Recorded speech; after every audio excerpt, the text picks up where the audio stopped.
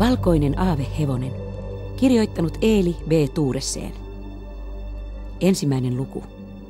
Lumihankien hevonen. Minä vihaan tätä paikkaa, sanoi 13-vuotias Elisa Dahl puoliääneen tyhjässä huoneessa.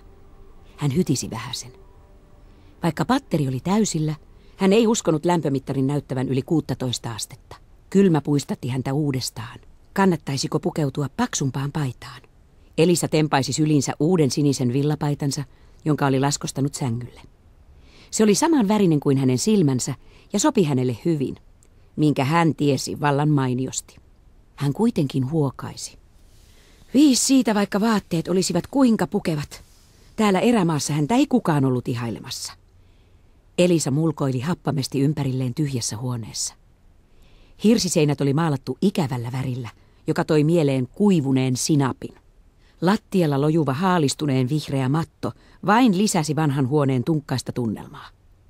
Miksi emme voineet majoittua laskettelurinteen vieressä olevaan hotelliin? Elisa mutisi. Siellä ainakin olisin tavannut samanikäisiä nuoria. Samassa Elisa tunsi oman tunnon pistoksen. Hän tiesi, että vanhemmat olivat odottaneet hiihtolomaa innolla, ja sen vuoksi oli luovuttu paljosta. Äiti, isä sekä Elisan 2 vuotta vanhempi isoveli Erik rakastivat hiihtämistä, eivätkä ymmärtäneet, miksi Elisa nyrpisteli nenänsä niin kivalle puuhalle. Mutta sen hän teki, sillä hänen elämässään ykkösenä olivat hevoset. Ja nyt hänet oli pakotettu viettämään kokonaiset 10 päivää kylmässä ja vieraassa paikassa. Hän oli ensimmäisen kerran erossa rakkaasta Theodor-hevosesta. Itsesäälin kyyneleet kihosivat hänen silmiinsä. Elisa nojasi otsaansa ikkunaan ja tuijotti ulos pimeään talviiltaan. Perinpohjainen yksinäisyyden tunne valtasi hänet. Mikä kumma oli saanut äidin ja isän pakottamaan hänet mukaan tänne korpeen. Mitä ihmettä hän voisi täällä tehdä? Onneksi mukana oli sentään hevoskirjoja, vaikka ne olivatkin surkea korvike oikeille nelijalkaisille. Elisa näki sielunsa silmin edessä olevat loputtomat pitkät päivät. Hän joko istuisi vankina tässä kylmässä epäviihtyisessä huoneessa lukemassa hevoskirjojaan yhä uudestaan, kunnes nukahtaisi tylsyydestä, tai sitten hän seisoisi laskettelurinteessä. Se oli vielä vähemmän houkutteleva ajatus, sillä hän ei osannut lainkaan hallita suksia. Hänestä tuntui, että jokainen lähitienoon pusikko vain odotti oikeaa hetkeä siepata hänet, kun hän liukui holtittomasti mäen syrjää pitkin. Tilannetta ei yhtään helpottanut se, että Erik oli mestarisuksilla ja surffaili rinteillä tyylikkäästi. Elisa veti syvään henkeä ja katsoi kelloa. Melkein keskipäivä. Jos ruoka oli yhtä kurjaa kuin majoitus, hänellä ei olisi mitään odotettavaa silläkään saralla. Hetkinen. Kenties siinä olisikin hänen pelastuksensa. Hänen vanhempansa rakastivat hyvää ruokaa, joten jos tarjoilu olisi kelvotonta, mitä se epäilemättä olisi, niin ehkä hekin hoksaisivat, että olisi paras palata kotiin. Vielä oli siis toivoa jäljellä. Elisa sammutti valon ja istuutui ikkunan eteen. Hailakka kuu katseli häntä ja langetti kylmää valoa ulkona avautuvaan maisemaan. Elisa myönsi vähän vastahakoisesti, että näkymä oli kaunis. Koskematon valkea lumivaippa laskeutui rinteestä järven jäätyneelle selälle, ja taustalla jökötti liuta tuntureita, ihan kuin jättiläisen epätasainen hammasrivistö. Kauempana tuikki himmeitä valoja, luultavasti hiihtoladulta ja muista mökeistä. Vasemmalla kiemurteli tie alas kylään, sekin vain yksittäisten katulamppujen valaisema. Muu maisema kylpi pelkässä kuun valossa. Elisa tiesi, että Täysihoitolan takaa lähti kapea tie, joka vei muutaman kilometrin päässä oleville maatiloille. Mutta niitä ei näkynyt hänen ikkunastaan, joten erämaan yksinäisyys tuntui todella kietovan hänet otteeseensa. Täysihoitola, jossa he asuivat, oli Kaarina ja Uula Peltosen omistama majatalo. Uula oli kuulemma joku äidin etäinen sukulainen. Siksi he olivat ylipäänsä kuulleet tästä paikasta. Elisan vanhemmat olivat tavanneet Kaarinan ja Uulan sukukokouksessa muutama kuukausi sitten. Ja sikäli kuin Elisa oli asioista perillä, se oli ollut ensimmäinen kerta. Uskomaton tuuri. Jos äiti ja isä eivät olisi menneet sukujuhliin, he eivät olisi koskaan edes kuulleet tästä lomakylästä. Mikä puolestaan olisi tarkoittanut, ettei koko hiihtolomaa olisikaan, vaan Elisa olisi kotona Theodorin luona. Elisan ajatukset keskeytti jokin, joka liikahti ulkona seesteisessä illassa. Olikohan se kettu? Hän nojasi lähemmäs ikkunaa nähdäkseen paremmin. Ei, näytti siltä, että lumi oli alkanut pyörteillä itsekseen. Hiutaleita kieppui ympäriinsä. Lumipilvi nousi ja laski. Ja yhtäkkiä sen muoto näytti ihan hevoselta. Elisa pidätti henkeään. Näkikö hän harhoja? Ei. Kyllä tuolla seisoi ihka oikea hevonen. Se oli valkea kuin hanki ja liihotti kevyesti yli nietosten. Voi miten kaunis, Elisa ajatteli. Hän seurasi lumoutuneena katsellaan suurta eleganttia hevosta, joka eteni umpihangessa vaivattomasti ja ilman minkäänlaista ponnistelua. Toivottavasti se tulee talolle saakka, niin näen sen kunnolla. Ehkä se on karannut joltakin lähiseudun maatilalta. Samassa hevonen seisahtui ja nuuhki ilmaa kuin miettien seuraavaa liikettään. Sitten se nosti päänsä ja katsoi suoraan ikkunaan, jossa Elisa seisoi. Ihan kuin hevonen olisi tiennyt, että hän oli siellä. Mitäs kummaa tämä nyt on? Elisa haukkoi henkeä. Elisan läpi kävi jääkylmä henkäys, joka jätti jälkeensä selittämättömän tunteen jostakin pahasta ja vihamielisestä. Tunne oli niin voimakas, että hänen oli laskettava katseensa hetkeksi. Heti sen jälkeen kaikki oli taas hyvin ja hän katsoi uudestaan ikkunasta. Maisema oli eloton, kylmä ja talvinen. Hevosesta ei näkynyt jouhikarvaakaan. Elisa hieroi hämmentyneenä silmiään. Eihän hevonen voinut noin vain kadota. Hän oli kääntänyt katseensa pois vain silmänräpäyksen ajaksi. Oliko pihalla sittenkään ollut hevonen? Oliko hän vain kuvitellut sen? Ei, se ei ollut harhaa. Hän muisteli vihan tunnetta, joka oli lyönyt hänen lävitseen, ja tunsi pelon ryömivän lähemmäs, aivan kuin jonkun jääkylmät sormet olisivat hiponeet hänen selkärankaansa. Elisa teki parhaansa unohtaakseen pelottavan kokemuksen. Olen vain liika rasittunut, hän ajatteli, ja saikin itsensä vihdoin vakuuttuneeksi, että näin tosiaan oli. Päivällisaikaan Elisa hämmästyi ja pettyi, sillä majatalon ruoka ei ollut lainkaan hassumpaa. Totta puhuen se oli todella hyvää, eikä antaisi heille syytä lähteä täältä yhtään mihinkään. Elisa huokaisi lannistuneena ja kuunteli puolella korvalla päivällispöydässä käytävää innokasta keskustelua. On se niin väärin, Erik tuhahti kiihtyneenä. Hän laski kädestään kännykän, joka oli hetki sitten ilmoittanut saapuneesta tekstiviestistä piippaamalla korvia vihlovasti. Laita se äänettömäksi, ennen kuin laitat sen pois. Elisan ja Erikin isä Oskari loi poikaansa ärtyisän katseen. Kuinka monta kertaa minun täytyy sanoa, että piippaavat puhelimet eivät kuulu ruokapöytään? Sori vaan. Erik sammutti puhelimen kiireesti. Kas noin. Nyt se ei enää ärsytä herkkää kuuloasi. Erik hymyili isälle niin leveästi, että tämän suu vääntyi väkisinkin hymyyn. Sinulle tullut viesti taisikin olla oikea ilosanoma. Oskari iski kiusoitellen silmää pojalleen. Ettei se vain olisi tullut uudelta tyttökaverilta. Erikin kasvot lehahtivat tulipunaiseksi. Vaikka hän kokosi itsensä nopeasti, Elisa oivalsi, että isä oli osunut naulan kantaan. Tiedättehän Nooran, joka kuuluu vuorikiipeilyseuraan? Erik katsoi vuoron perään vanhempiaan. Molemmat nyökkäsivät. Muistaisin, että olet maininnut hänet muutaman kerran. Sofia äiti sanoi hymyssä suin. Tarkoitat varmaan muutama 100 kertaa. Elisa ei voinut olla sanomatta. Erik sinkosi hänen murhaavan katseen, mutta kääntyi sitten takaisin vanhempiensa puoleen. Hänen perheensä on juuri majoittunut kylässä olevaan hotelliin. Tiedätte kai, siihen suureen komeaan hotelliin, joka on ihan rinteen vieressä. Hän lisäsi osuvasti. Ei tarvitse kuin laittaa sukset jalkaan ja lykkiä hiihtohissille. Niinpä niin.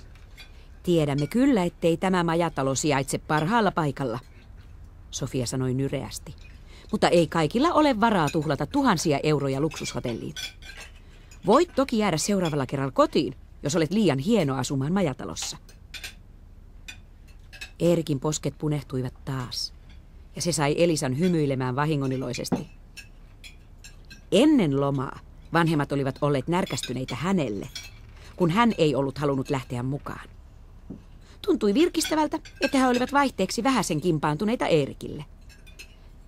En ollut tosissani, Eerik sanoi kiireesti. Täällä on tosi hienoa, vaikka rinteeseen onkin matkaa. Vanhemmat leppyivät, ja Eerik alkoi kehua, että Noora oli fantastinen lumilautailija. Eerikillä tulee epäilemättä olemaan unelmaloma, Elisa kadehti ja sulki korvansa veljen intoilulta. Helppoa veljen oli iloita, kun sai aina tehdä mielensä mukaan. Elisa sen sijaan pakotettiin eroon Theodorista. Hän vajosi taas itsesääliin, kun ajatteli hienoa vaaleanruskeaa Islannin hevosta. Jälkiruuaksi tarjoltu herkullinen suklaavanukaskin tuntui juuttuvan kurkkuun. Äidin oli pakko toistaa kysymyksensä ennen kuin Elisa kuuli sen. Tyttö kulta, oletko nukahtanut istuallesi? Hän katsoi tytärtään tutkivasti. Mikä on? Onko sinulla huono olo? Näsh. Minua vain vähän väsyttää, Elisa vastasi vikkelästi. Ei hyödyttäisi kertoa, mikä häntä todellisuudessa piinasi. Se vain käynnistäisi tutun valitussaarnan siitä, miten kielteinen asenne hänellä olikaan. Kuulitko ylipäätään mitään, mitä sanoin? Elisa katsoi äitiään ja puristi päätään hämillään. Olin ihan ajatuksissani, hän sanoi. En kuunnellut lainkaan. Uskon sen, Sofia sanoi, koska jos olisit kuunnellut, olisit piristynyt. Miksi? Elisa katsoi äitiä silmiin. Sanoin äsken, että Uula kertoi jotakin, joka varmasti ilahduttaa sinua. Sofia hymyili leveästi. Vajaan kilometrin päässä on 6 hevosen talli. Elisa toljotti äitiä suu auki. Tarkoitatko, että... Sofia nyökkäsi. Uula mainitsi siitä ennen päivällistä. Eikö olekin hienoa? Ilon tunne lämmitti Elisaa. Niin monta hevosta ja niin lähellä. Mutta pian hän palasi takaisin maan pinnalle.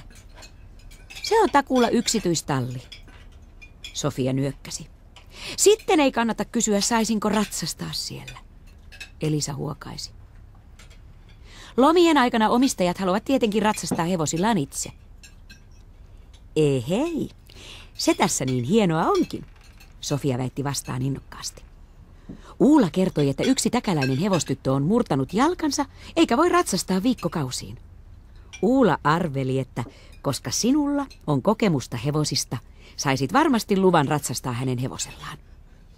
Uulan mukaan tämä tyttö, mikäs hänen nimensä taas olikaan? Aino. Ei, vaan Annette. Ilahtuisi, jos hänen ratsunsa saisi liikuntaa. Jos kiinnostaa, niin voit mennä tallille huomen aamulla ja jutella tytön siskon kanssa. Sofia kohautti harteitaan. En muista siskon nimeä juuri nyt, mutta mitäpä pienistä. Voit kysyä sitä Uulalta varhain huomisaamuna. Elisan sydän alkoi tykyttää. Tämä oli varmasti liian hyvää ollakseen totta. Mutta eihän kysymällä ainakaan mitään häviäisi. Maailma näytti heti piirun verran valoisammalta paikalta. Kun Elisa oli myöhemmin käymässä yöpuulle, hän suunnitteli innokkaana seuraavaa päivää. Jopa kalsea huone tuntui nyt lämpimämmältä, joten paksu villapaita oli liikaa. Lomasta saattaisi kaikesta huolimatta sukeutua siedettävä. Elisa vilkaisi ulos ikkunasta ja jähmettyi liikkumattomaksi. Hän luuli nähneensä lumipeitteisessä rinteessä vilauksen valkoisesta hevosesta.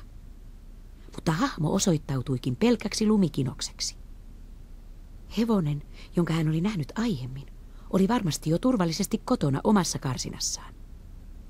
Se saattoi peräti olla se hevonen, jolla hän saisi ratsastaa. Sikäli, mikäli suunnitelma toteutuisi. Siitä hän ei ollut mitään takuita. Sitä paitsi Elisa ei ollut varma, haluaisiko ratsastaa näkemällään valkealla hevosella. Siinä oli ollut jotain outoa. Melkein jotain yliluonnollista. Elisa muisteli pelon ja pahuuden tuntemuksia, jotka olivat kiusanneet häntä aiemmin samana päivänä. Unohda se, hän komensi itseään ärtyneenä, sillä hän oli antanut mielikuvituksensa laukata vallattomasti. Elisa harjasi hampaat, puki ylleen pyjaman ja kömpi muhkean untuvapeiton alle. Mutta silti häntä jännitti. Taivaalla möllöttävä kuuloi kolkon tunnelma, ja hänestä alkoi yhä enemmän tuntua inhottavasti siltä, että joku piti häntä silmällä. Typerää, hän mutisi. Hänen huoneensa sijaitsi toisessa kerroksessa. Ulkona oli vain erämaata. Kuka häntä voisi pitää silmällä? Mutta tunne ei hellittänyt, joten viimein hän nousi ylös, sipsutteli paljain jaloin kylmän lattian yli ja veti verhot kiinni. Hän kipitti kiireesti takaisin lämpimään sänkyyn ja vaipui uneen melkein saman tien. Toinen luku. Varjoja nietoksissa. Pitäkää hauskaa rinteessä. Elisa seisoi rappusilla ja vilkutti vanhemmilleen ja Eerikille.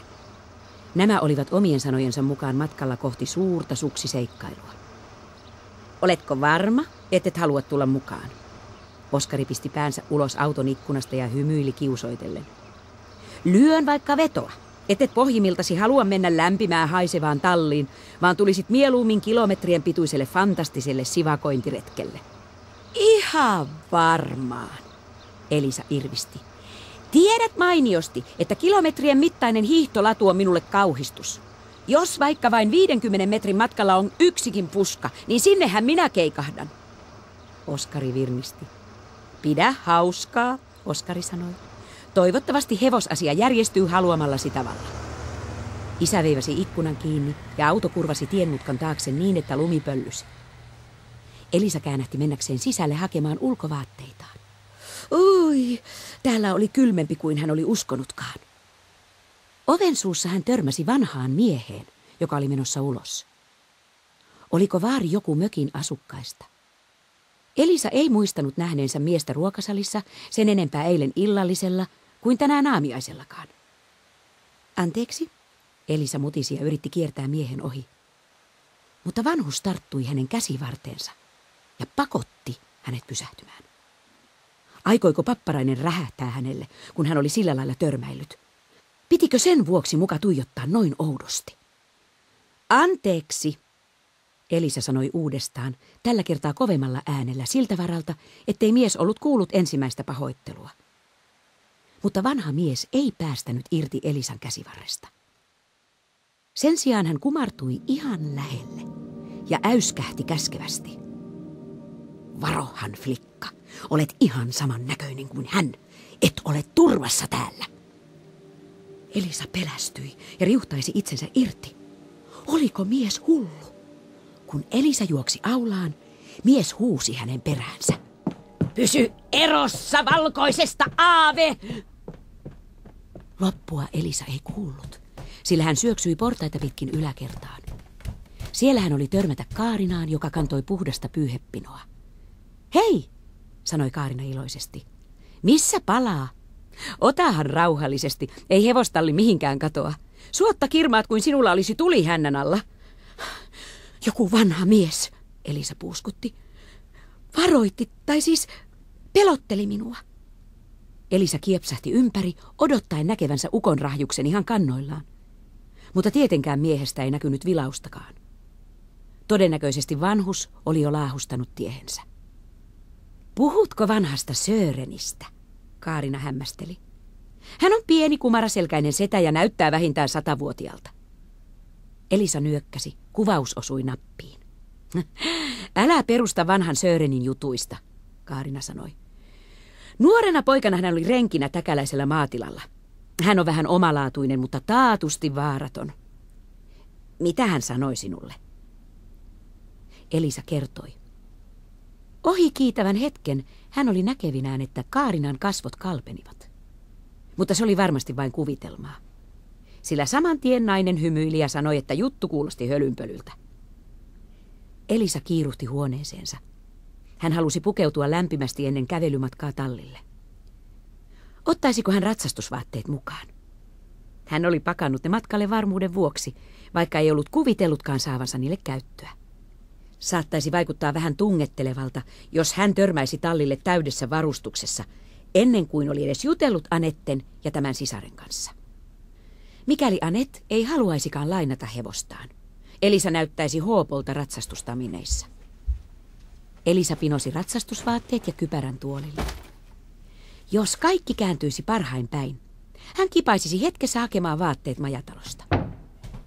Hän sulki huoneen oven ja juoksi rappuset alas. Ulos päästyään hän huomasi pukeutuneensa liian paksusti. Hän oli läpimärkä hiestä, vaikka oli edennyt tallille vievää kapeaa ja kiemurtelevaa tietä vasta muutaman metrin. Aurinko lämmitti enemmän kuin hän oli kuvitellut. Muutaman minuutin hikoiltuaan hän pysähtyi riisuakseen kaulaliinan ja avatakseen paksun takin. Hänen vieressään oli iso graniittilohkare, jonka varjo lankesi tien yli hänen kohdalleen. Kivi on kaiketi vierinyt tunturista ajat sitten, Elisa ajatteli, kamppaillessaan vastaanhangoittelevan vetoketjun kanssa. Tuon kokoinen kivijärkäle on saanut maan tärisemään aika lailla. Pahuksen vetoketju, kun olet juuttunut kiinni. Elisa oli juuri saamassa vetimen irti, kun hänet yhtäkkiä valtasi sama tunne kuin edellisiltana. Ihan kuin joku olisi tuijottanut häntä. Hän vilkaisi ympärilleen. Yhtään ihmistä ei näkynyt missään, mutta silti hän tunsi jotakin. Jokin oli muuttunut. Ensin hän ei ymmärtänyt, mistä oli kyse, ja lopulta hän tiirasi jopa kivenjärkäleen laelle. Sielläkään ei näkynyt mitään tavatonta. Oliko hän erehtynyt? Sitten hänen katseensa kääntyi alaspäin, kohti kalliolohkareen varjoa. Silloin hän näki sen. Jääkylmät kauhun väreet kulkivat hänen selkäpiitään pitkin ylös ja alas, kun hän katsoi vuoron perään lohkaretta ja sen varjoa. Hän ei ollut uskoa silmiään, mutta totta se oli. Kiven lohkare ei ollut yhtään erikoisen näköinen, mutta kiven varjo, jonka ääriviivan olisi tietenkin pitänyt olla samanmuotoinen kuin kivi, piirtyikin maahan hevosen varjoksi. Ihan selvästi.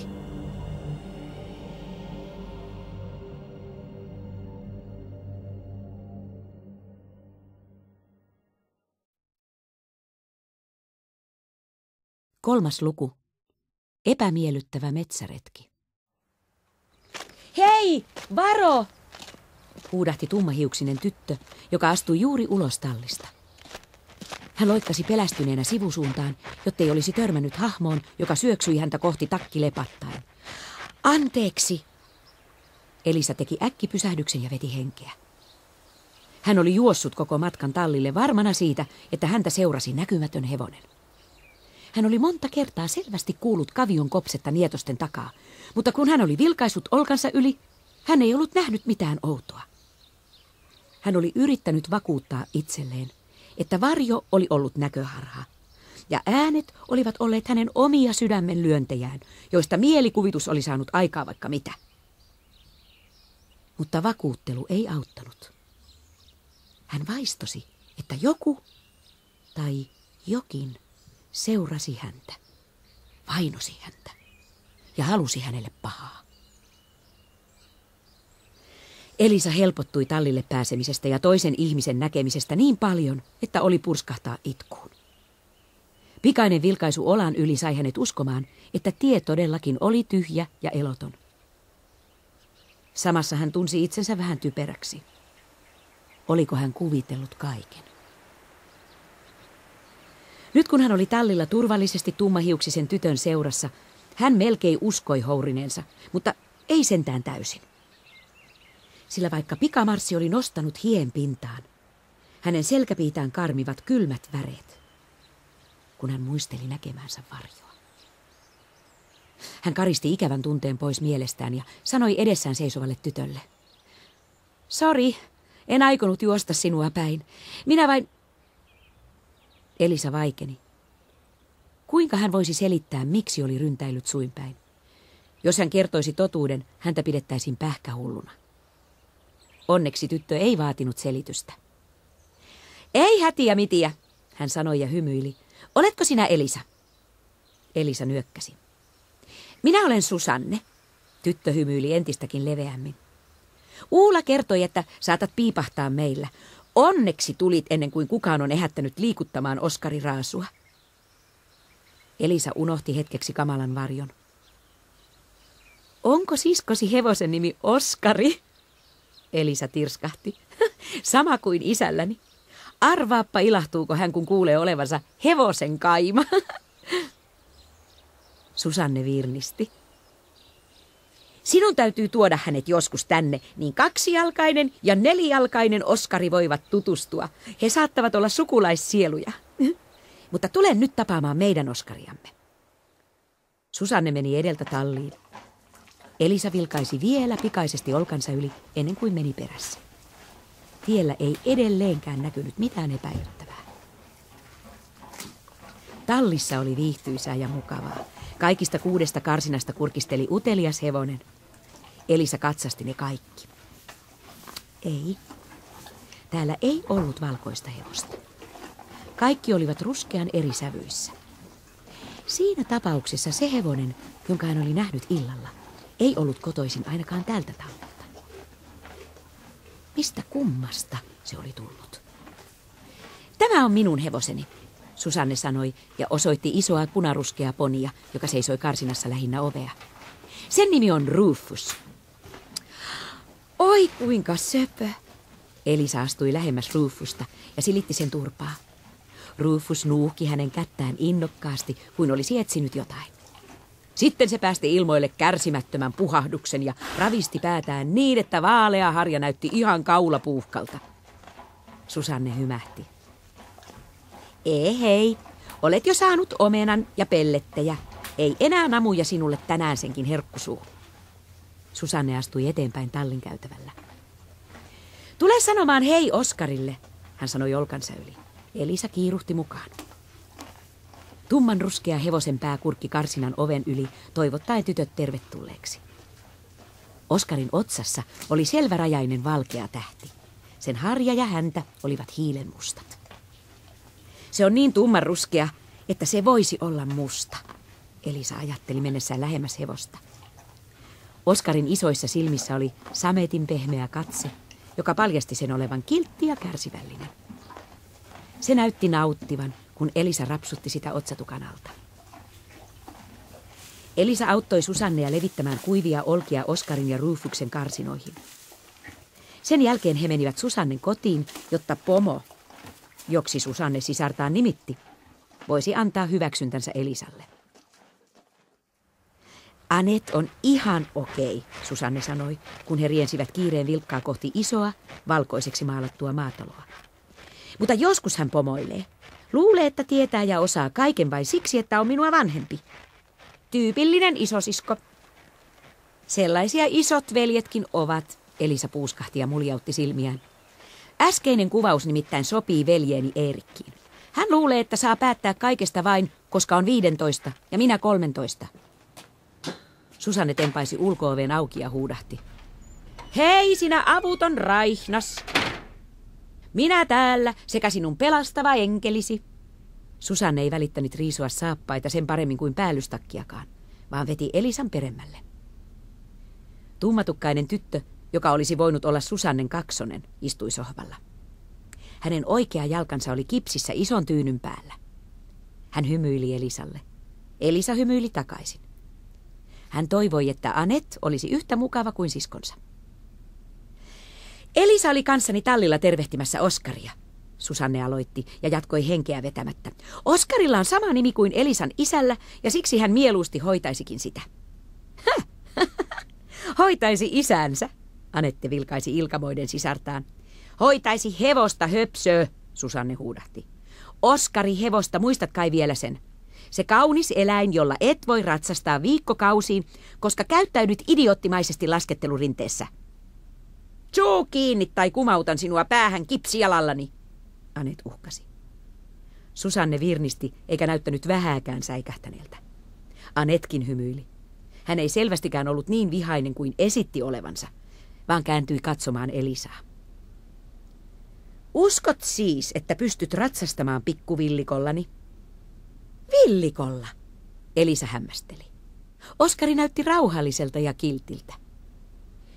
Juu, useimmiten se onkin maailman kuuliaisin humma, mutta se säikkyy mitä merkillisimpiä asioita. Se esimerkiksi kammoaa huhuilevia pöllöjä. Anet kohautti olkapäitään. Jos se kuulee pöllön huhuilivan, se villiintyy ja alkaa hullutella. Siksi se tarvitsee tomeran ratsastajan, joka pysyy satulassa ja saa sen hallintaansa. Uskotko pärjääväsi sen kanssa? Elisa nyökkäsi. Olen ratsastanut hankalilla hevosilla ennenkin. Yhdelläkin oli paha tapa yrittää purra kiinni kuolaimeen ja ryöstää, joten kyllä kaikki sujuu hyvin.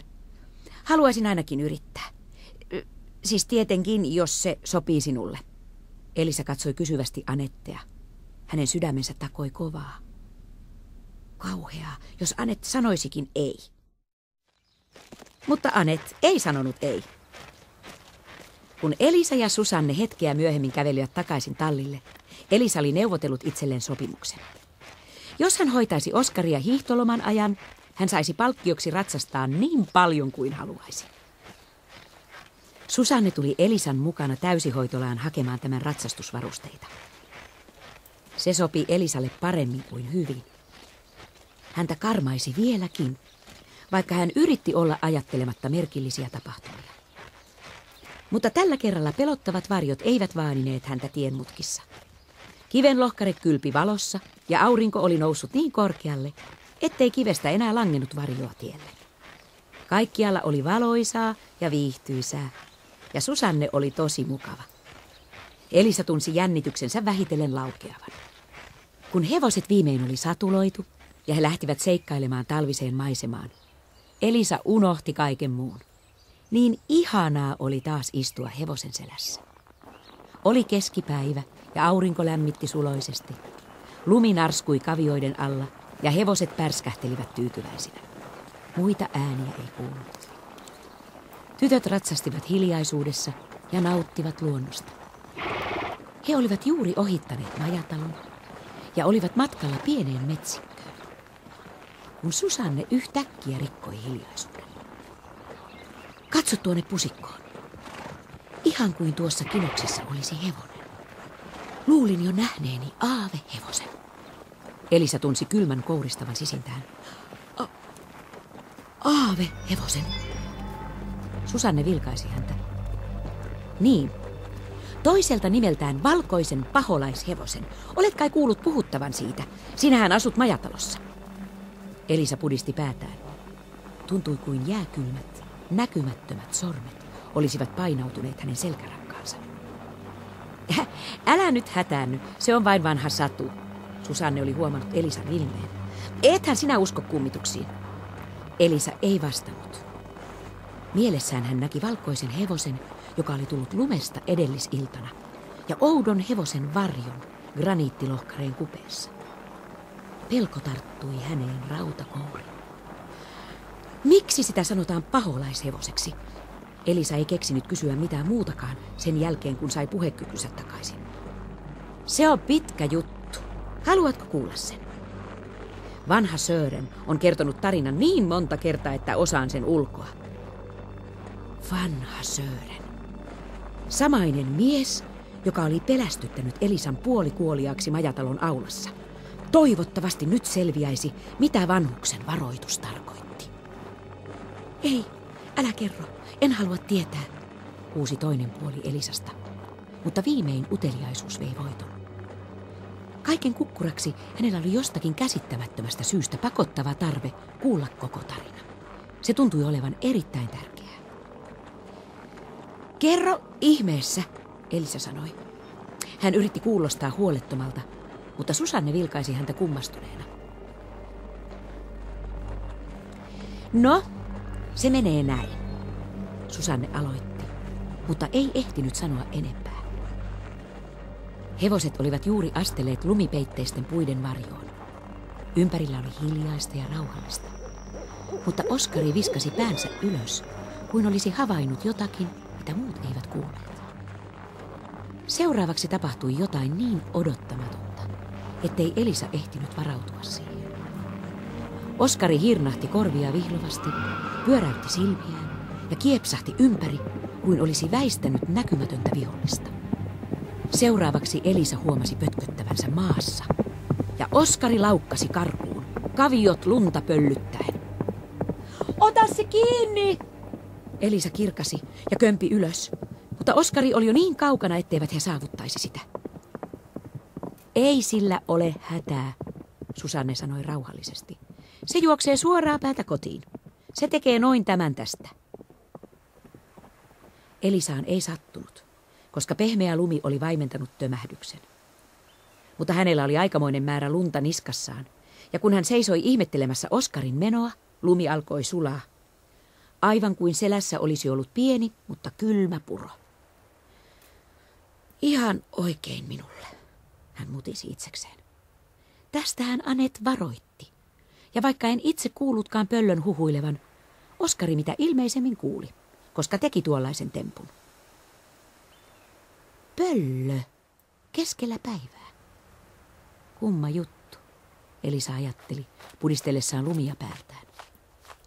Pöllöthän nukkuvat päivällä. Tule minun taakseni istumaan, niin ratsastetaan takaisin tallille nappaamaan se karkulainen, Susanne sanoi hilpeästi.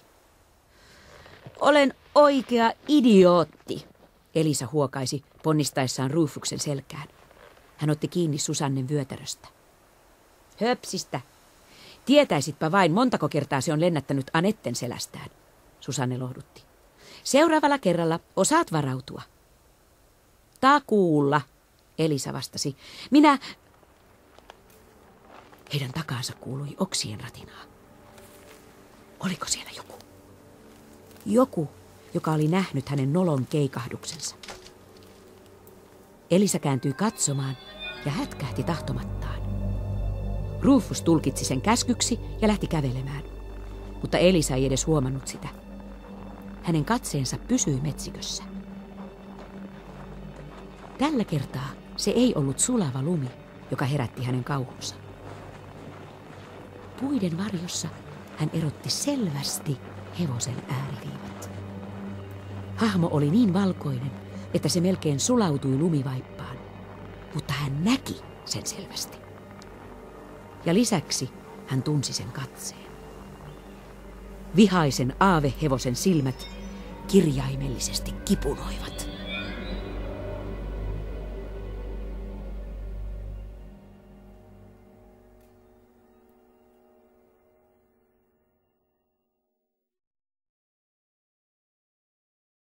Neljäs luku. Aavehevosen tarina. Elisa makasi sängyssä ja tuijotti poispäin ikkunasta. Verhot olivat visusti ikkunan edessä, niin ettei taivaasta näkynyt pilkahdustakaan. Siltikään Elisa ei tuntenut olevansa turvassa. Valkoinen aavehevonen oli tuolla ulkona, vahtimassa, odottamassa häntä. Hän tiesi sen sisimmässään varsinkin nyt, kun tunsi sen tarinan. Vanha Sören oli kertonut hänelle valkoisesta kummitushevosesta.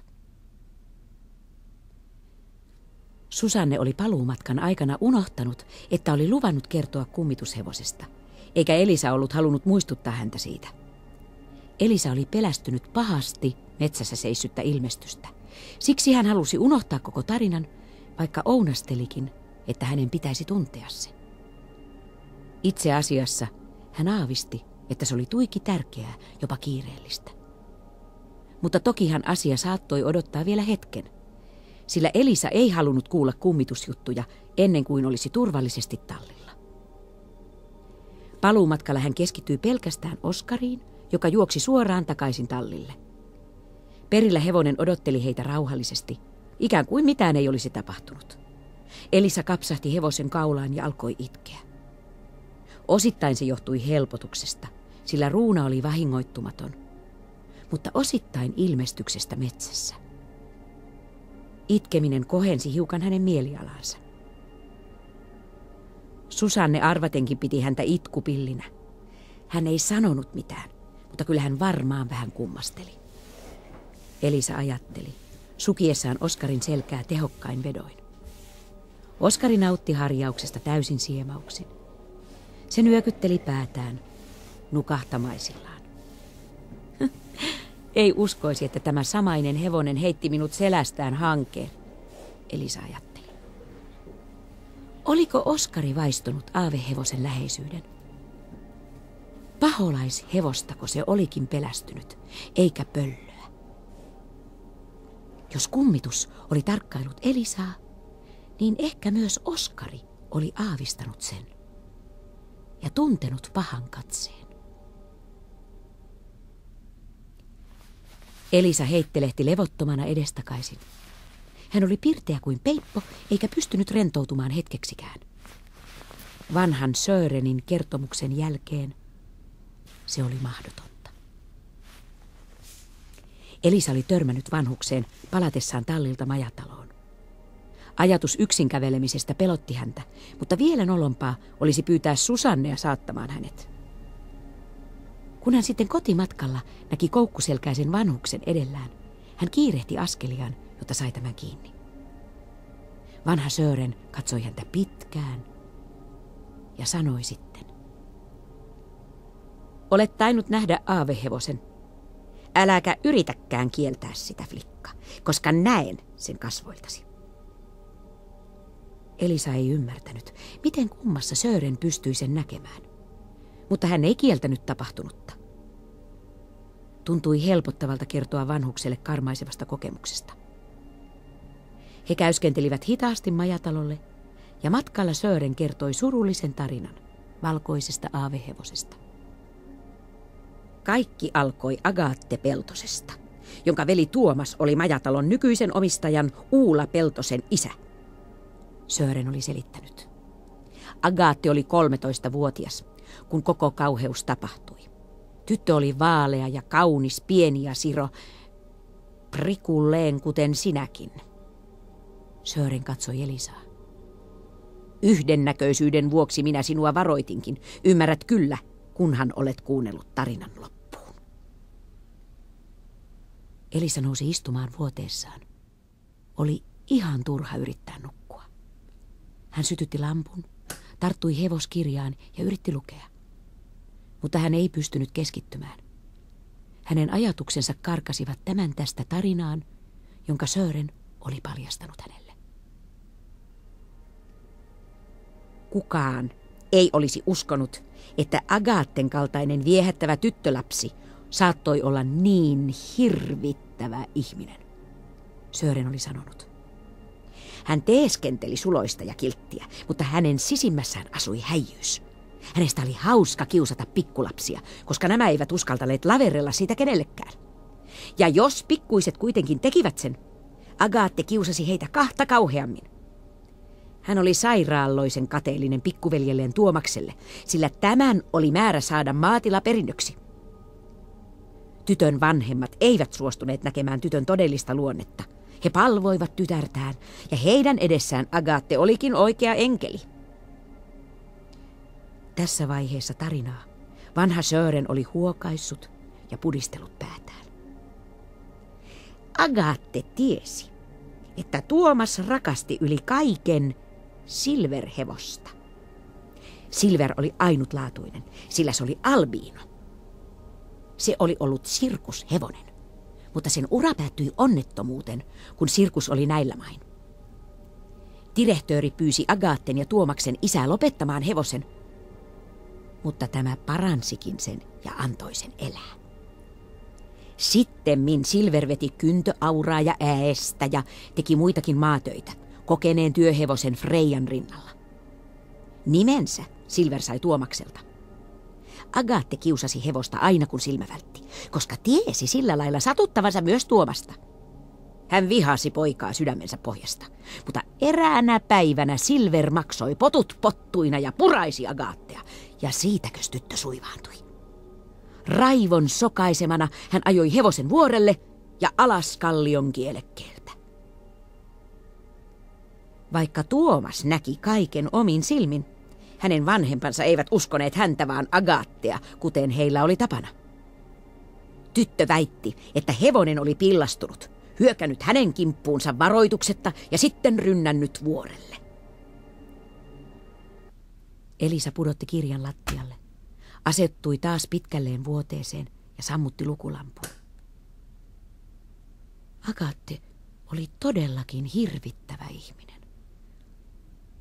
Ajatella, että joku voi kiusata ja sillä lailla tappaa viattoman hevosen.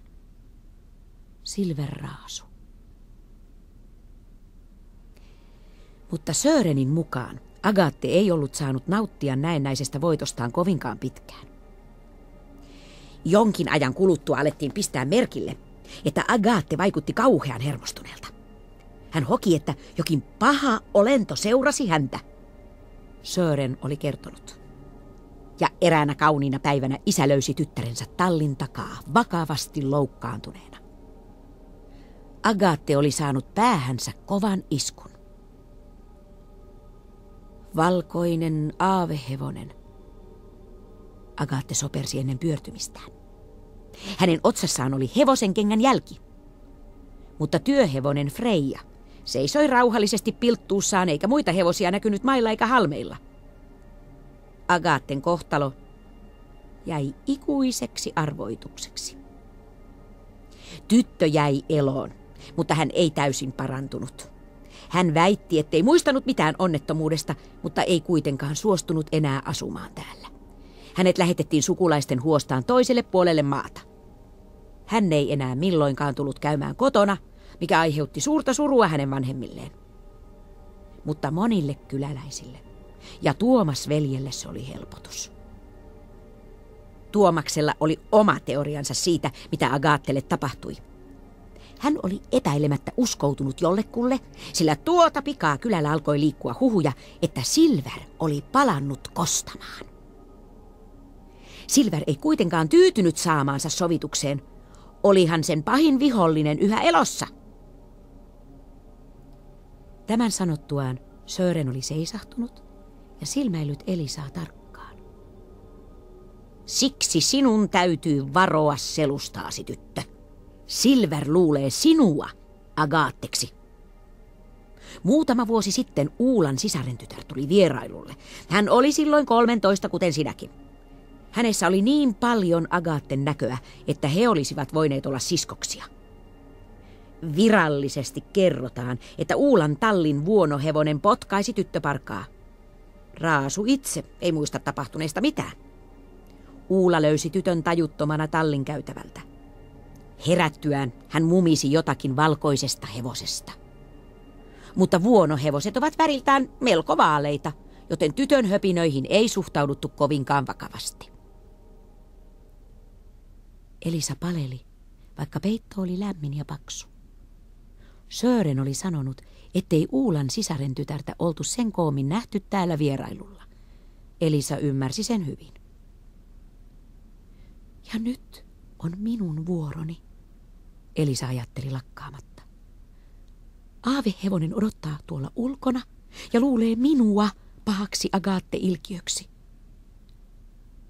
Se kuulosti uskomattomalta, mutta Elisa oli vakuuttunut, että Sören oli oikeassa. Lumihevonen ei antaisi periksi ennen kuin olisi napannut uhrinsa. Kun Elisa oli sinä iltana istuutunut ruokapöytään vanhempiensa ja Erik-veljensä seuraan, hän oli vakaasti päättänyt kertoa Agatten tarinan ja pyytää heitä palaamaan kotiin. Mutta kohta hän näki heidän iloiset kasvonsa ja sen ilon ja riemun, jonka aurinkoinen päivä lumisessa maastossa oli saanut aikaan. Silloin hän tajusi, ettei kannattaisi edes yrittää. Kukaan ei uskoisi häntä. Äiti ja isä keksisivät omasta mielestään nokkelia selityksiä hänen vilkkaalle mielikuvitukselleen, ja Erik, velipojaltaan, hän ei saisi sen koommin rauhaa. Joten kun vanhemmat kysyivät Elisalta, miten päivä oli sujunut, hän ei maininnut sanallakaan pelottavista tapahtumista. Sen sijaan hän kertoi vuolaasti Oskarista. Isä hymyili leveästi, kun Elisa mainitsi tämän nelijalkaisen kaiman, heittäneen hänet selästään. Kuulostaa siltä, että se Oskari osaa käsitellä sinua, isä oli sanonut. Kumpa minullakin olisi 4 jalkaa? Elisa heitti peiton päältään ja nousi sängystä. Hänen katseensa oli kuin naulittu ikkunaan. Hän käveli ikkunalle hitaasti kuin unissa kävelijä ja avasi verhot. Hänen oli pakko katsoa ulos. Hän ei enää kestänyt epätietoisuutta. Vaikka Elisa oli varautunut kohtaamaan sen, mikä häntä odotti ulkona, hän ei voinut olla kirkaisematta. Valkoinen hevonen seisoi umpihangessa ihan ikkunan alapuolella. Mustat, polttavat silmät kääntyivät katsomaan suoraan Elisaa. Ihan kuin hevonen olisi tiennyt, että hän vilkaisee ulos tismalleen sillä hetkellä. Näin läheltä hevonen näytti paljon isommalta. Se oli suunnaton. Vihamielisyys, joka huokui sen isosta valkeasta ruumiista, oli miltei käsin kosketeltavaa. Elisasta tuntui, että pahan suopuus pystyisi liikuttelemaan häntä, jos hän avaisi ikkunan. Silverin katse veti häntä puoleensa kuin magneetti lasiruudun takaa. Ihan kuin hänen olisi mentävä sen luokse. Hetken ajan Elisan teki mieli avata ikkuna selkosen selälleen ja saattaa tarina päätöksensä. Mutta saman tien hän järkiintyi. Hän tempaisi verhot kiinni tutisevin käsin. Hän vajosi vuoteeseen ja hautasi kasvot käsiinsä. Mitä ihmeessä hän voisi tehdä? Miten hän lopettaisi painajaisen?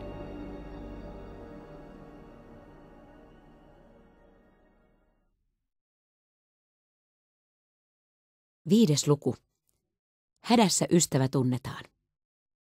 Miten niin et voi tulla ratsastamaan? Susanne toljotti Elisaa epäuskoisena. Taidan olla vähäsen vilustunut. Hoidan tietenkin Oskarin, niin kuin sovittiin, mutta... Elisa vaikeni. Veruke kuulosti jopa hänen mielestään niin typerältä, että hän punastui. Eikä Susanne selvästikään uskonut sanaakaan. Johtuuko tämä siitä, että putosit eilen satulasta ja pelästyit? Siitäkö nyt kiikastaa? Sillä mihinkään vilustumiseen en kyllä usko. Et ole sen flunssaisempi kuin minäkään. Kakista totuus. Ei se mitään, vaikka sinua pelottaisikin. Susannen tutkiva katse sai Elisan kiemurtelemaan. Pitäisikö paljastaa totuus? Mitä jos Susanne ei uskoisi häntä, vaan pitäisi häntä sekopäisenä? Sellaisena kuin kaikki pitivät vanhaa Söreniä. Toisaalta Elisa ei menettäisi mitään kertomalla kaiken. Hän teki päätöksensä nopeasti ja avasi suunsa ennen kuin ehtisi muuttaa mielensä. Kyllähän minua pelottaa, Elisa sanoi. Mutta ei Oskarilla ratsastaminen. Kyse on ihan jostain muusta. Jostain kauheasta. Elisa veti syvään henkeä ja ryhtyi kertomaan karmivaa tarinaa. Puhuessaan hän taputteli ja siveli koko ajan Oskaria. Hevosen lämpö ja ystävällinen katse rauhoittivat häntä. Välillä hän vilkaisi Susannea nähdäkseen, miten tämä suhtautui kuulemaansa. Kauheaa, jos toinen virnuilisi ylimielisesti kuultuaan Hoopon tarinan. Mutta Susanne ei hymyillyt. Hän oli haudan vakava, eikä keskeyttänyt Elisaa kertaakaan. En olisi uskaltanut tulla tänä aamuna tallille, ellei isä olisi tuonut minua autolla. Elisa sanoi kerrottuaan kaiken. En ikipäivänä uskalla mennä yksin ulos niin kauan kuin aavehevonen vainoaa minua. Ymmärrätkö nyt, miksi en voi tulla ratsain metsään? Susanne ei vastannut heti. Elisan vatsan pohjassa jysähti. Luuletko, että kuvittelen kaiken? Elisa katsoi uhmakkaasti Susannea. Tämä pudisti päätään. Kumpa voisinkin uskoa sen olevan vain pelkkää kuvitelmaa? Susanne vastasi. En ole eläessäni kuullut mitään noin kammottavaa, mutta uskon kyllä, että puhut totta. Ei sinulla olisi syytä sepittää moista tarinaa. Siinä tapauksessahan sinä olisit pähkähullu, mitä et selvästikään ole. Elisa rentoutui hetkeksi helpotuksesta, mutta pelko hiipi pian takaisin. Mitä hän tekisi, kun Susanne lähtisi ratsastamaan? Hän ei halunnut jäädä yksin talliin, koska pelkäsi, että aavehevonen ryntäisi 1-2 sisälle ja hyökkäisi hänen kimppuunsa. Mutta ei hän voinut palata majataloonkaan. Valkoinen haamuhan saattoi vaania häntä jonkin tienmutkan takana saattaakseen kostonsa loppuun. En tiedä, mihin menisin, Elisa sanoi surkeana ja katsoi Susanneen. Haluaisin suoria kotiin ensimmäisellä linja-autolla, mutta se pilaisi äidin, isän ja Eerikin loman. He eivät antaisi minulle ikinä anteeksi. Jos kertoisit, miksi sinun täytyy lähteä pois täältä? Susanne aloitti. Niin, he eivät uskoisi sitä alkuunkaan, Elisa keskeytti. Äiti vaatisi minua jäämään tänne. He eivät ottaisi puheitani todesta. Eivät ennen kuin olisi liian myöhäistä. Vasta sitten, kun aavehevonen olisi vahingoittanut minua, tai jopa... Elisa vaikeni. Hän ei pystynyt sanomaan. Tappanut minua. Ajatus oli yksinkertaisesti liian kauhea. Tytöt olivat pitkään hiljaa. Elisa yritti keskittyä Oskarin harjaamiseen, mutta se oli vaikeaa. Hän hätkähti joka kerta, kun jossain päin vanhaa tallirakennusta narahti tai joku hevosista kuopaisi kaviollaan. Hän pälyili kauhuissaan ympärilleen odottaen, että Silver seisoisi aivan hänen selkänsä takana, valmiina hyökkäykseen. Kun Susanne oli sukinut Rufuksen, hän tuli takaisin Elisan luo. No, mitäs nyt tehdään? Susanne kysyi. Haluatko odottaa täällä tallissa vai saatanko sinut majataloon? Elisa pudisti avuttomana päätään. En tiedä, hän vastasi ääni väristen. En tunne olevani turvassa missään. Susanne katsoi häntä hyvin pitkään. Ei tällainen vetele, Susanne tokaisi. Meidän täytyy keksiä jotakin aavehevosen päänmenoksi. Mitä mukamas? Mennäänkö metsään ja sanotaan sille pöö? Ehkä se pelästyy ja juoksee tiehensä. Elisan äänessä oli ironiaa, sillä ajatus oli naurettava. Jos olisit itse nähnyt kummitushevosen, tietäisit miten kammottava se on. Etkä ehdottaisi tuollaista. Älä kiusaa, yritän vain olla avuksi. Anteeksi, en sanonut sitä ilkeyttäni, Elisa sanoi nopeasti. Hän ei todellakaan halunnut riitaantua Susannen kanssa. En oikein ole oma itseni. Ymmärrän sen hyvin. Susanne oli leppynyt. Okei, olet oikeassa. Häijyä kummitushevosta ei voi pelotella tiehensä. Mutta täytyyhän meidän jotakin pystyä tekemään, jotakin hyödyllistä. Voisimme yrittää taikatemppua. Simsalabim, muutuhan hiirulaiseksi. Elisa sanoi ja alkoi hihittää hysteerisesti. Muuttuisikohan kaikki sillä hyväksi? Paholaishiirulainen ei voi olla paholaishevosta vaarallisempi. Susanne hymyili ja pudisti päätään. Jos jatkat tuota rataa, muutan mieleni tervejärkisyytesi suhteen, Susanne sanoi. Elisa vakavoitui. En tiedä, mitä muka voisimme tehdä. Voisinkohan yrittää selittää Silverille, että se on erehtynyt, että minä en ole Agatte. Susanne mietti hetken. Ehkä, hän lausahti. Mutta meillä on oltava suunnitelma B siltä varalta, että se ei tepsi. Jos Silver ei usko sinua, olet pinteessä. Elisa värisi. Varasuunnitelma tai ei, häntä ei yhtään huvittanut kohdata Silveriä uudestaan. Mikä olisi sopiva lähestymistapa? Elisa katsoi kysyvästi Susannea. Susanne kohautti harteitaan. Ei harmainta hajua. Se meidän täytyy keksiä. Susanne haroi tummia hiuksiaan ja katsoi ylös kattoon, kuin olisi odottanut hyvän idean tupsahtavan sieltä hänen syliinsä. Katosta vain ei herunut minkäänlaista ideaa. Viimein tytöt päättivät yksissä tuumin ratsastaa majatalolle, siinä toivossa, että tapaisivat Sörenin. Susanne tiesi, että Sören kävi usein hörppäämässä päiväkahvit majatalossa. Vanhus saattaisi keksiä ratkaisun ongelmaan. Aluksi Elisa ei olisi halunnut lähteä tallista, vaikka tiesikin, ettei voisi piileskellä siellä lopun ikäänsä. Äidille ja isälle oli turha soittaa ja pyytää heitä hakemaan hänet autolla, koska isä oli maininnut jättävänsä kännykän majataloon. Jos en saa lähteä kotiin, menen heidän mukaansa rinteeseen huomen aamuna, Elisa ajatteli. Voin istua nököttää koko päivän rinnekahviossa kirjan kanssa. Siellä on paljon ihmisiä, joten olen taatusti turvassa, enkä tylsisty kuoliaksi, kuten majatalossa. Mutta aamupäivä mateli äärettömän hitaasti. Ja Elisan piti nyt jollakin keinolla päästä takaisin majataloon. Ehkä Susannen seurassa oli turvallisinta. Edellisellä kerralla aavehevonen ei ollut hyökännyt. Se oli vain seisonut puiden suojassa ja vain tuijottanut Elisaa. Ajatus oli rohkaiseva. Matka majatalolle ja takaisin oli turvallinen, kun he olivat kahdestaan. Ainakin Elisa toivoi niin.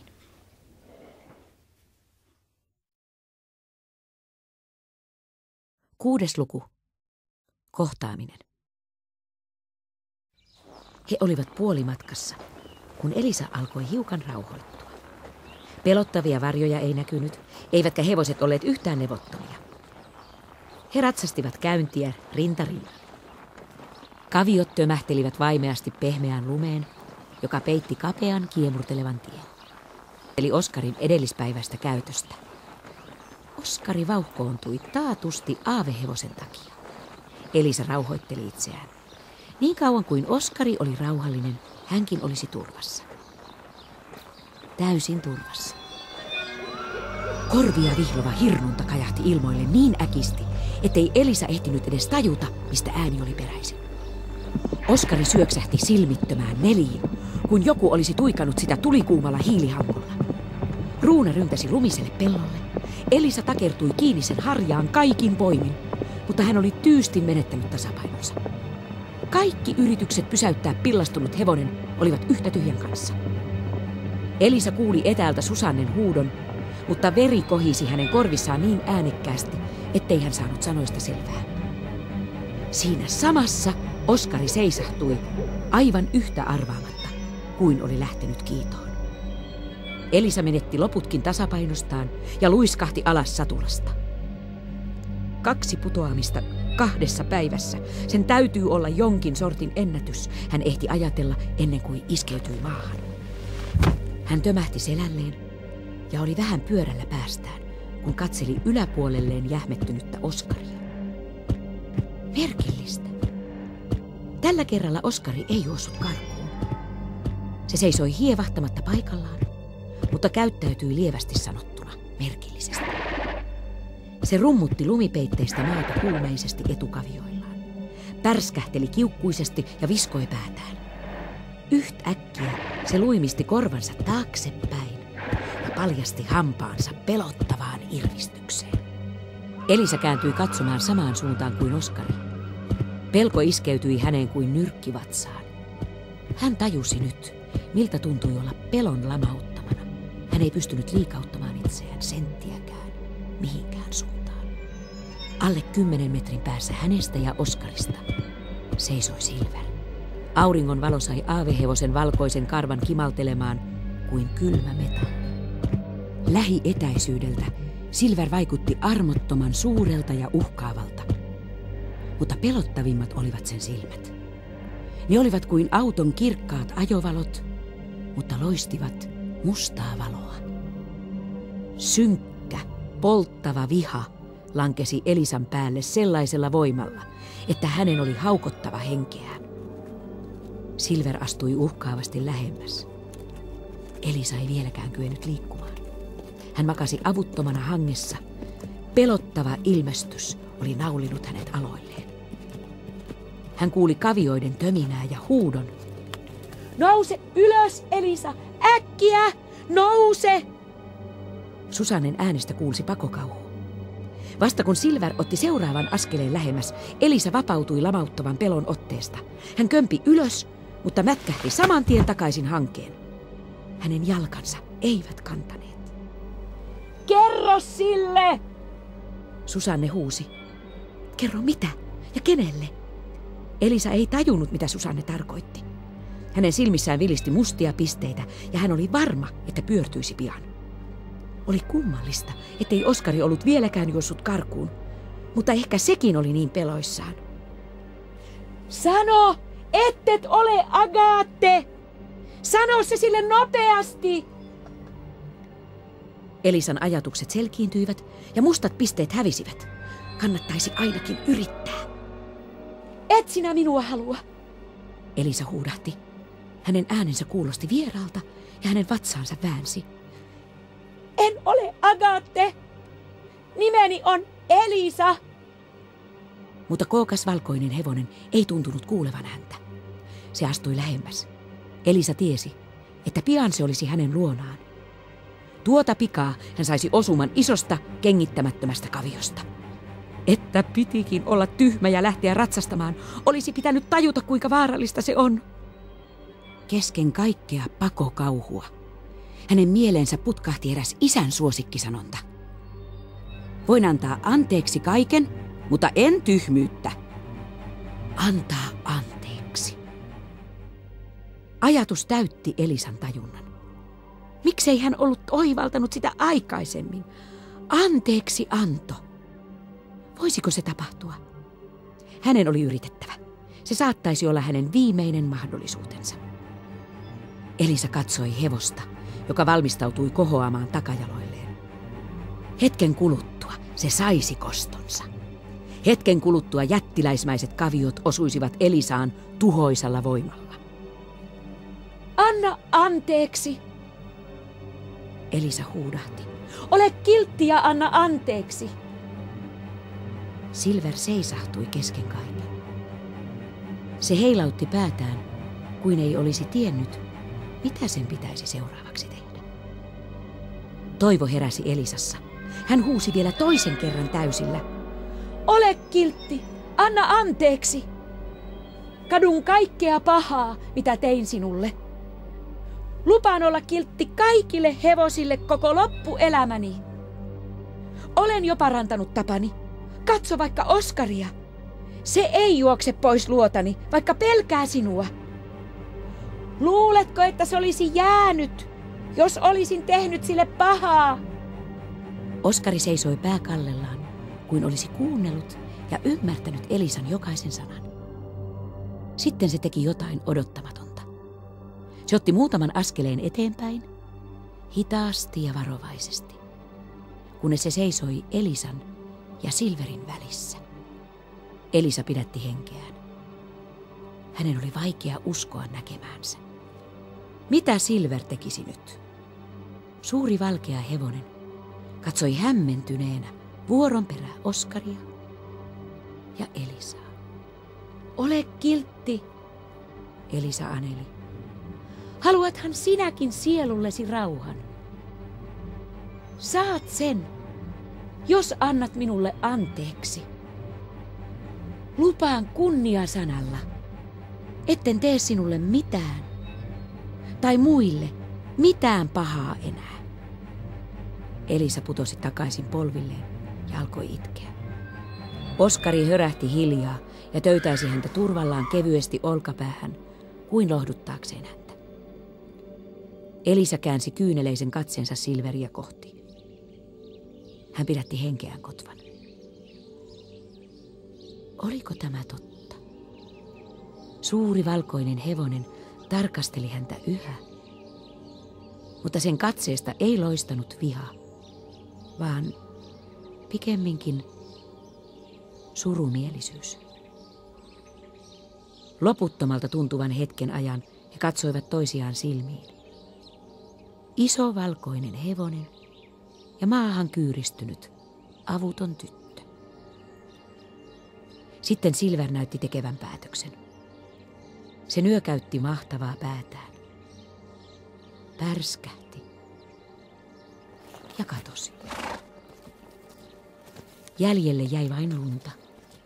Koskematonta valkeaa lunta.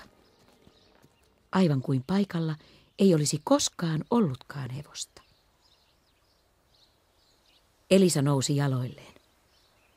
Ne tutisivat rajusti. Mutta tällä kerralla ne kuitenkin kannattelivat häntä.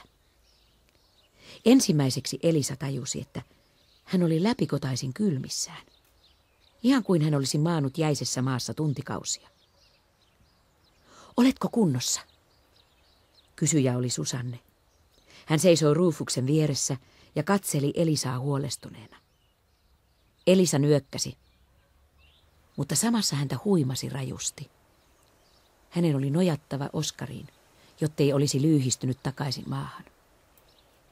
Oskari pelasti minut, Elisa sanoi, menemällä Silverin ja minun väliin. Se todisti Silverille, että en ole häijy. Oskarista oli apua, Susanne nyökkäsi. Mutta oli sinun ideasi pyytää anteeksi. Mistä keksit sen? Elisa pudisti päätään. Kerron sen joskus toiste. Hänen hampaansa kalisivat kylmästä. Nyt haluan vain kotiin ja saada kuumaa juomaa. Tuletko mukaan? Totta kai. Sen jälkeen voimme lähteä kunnon ratsastusretkelle, kun kerran vaara on ohi. Onhan se ohi. Elisa nyökkäsi. En usko, että valkoinen aavehevonen enää näyttäytyy, Elisa sanoi. Silver on saanut rauhan. Tytöt lähtivät ratsastamaan vierekkäin kohti majataloa. Meidän on kerrottava tapahtuneesta vanhalle Sörenille, Elisa ajatteli. Hän ilahtuu kuullessaan, että aavehevonen on poissa. Mutta Sören saisi odottaa. Enää ei ollut kiirettä. Elisa kumartui taputtamaan Oskarin kaulaa. Hän tärisi kylmästä, mutta hänen sydämensä oli huoleton ja vapaa. Vaara oli ohi. Valkoinen aavehevonen oli päässyt lopullisesti pois tästä maailmasta.